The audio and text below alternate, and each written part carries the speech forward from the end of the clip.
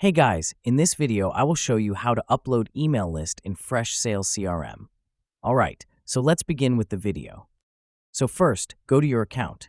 Next, click on the Contacts tab on the left side and then click on Import Contacts. Now select CSV or Excel and then click on Next. Select Contacts here, then click on Next again, and then click on Upload File to upload your file from your computer. I'm just going to upload my file. Now, let's wait for it and then make sure that all of the fields are correctly mapped. Choose which ones you're going to import. Click on Next again, and then choose how you want to import your contacts, whether to create new contacts and update existing ones, or update only existing ones. You can choose among the three. Then, you can select your sales owner for unassigned contacts.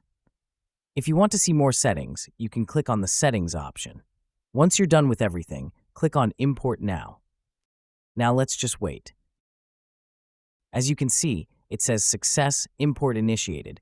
You will be notified by email once the import is done. And that's it.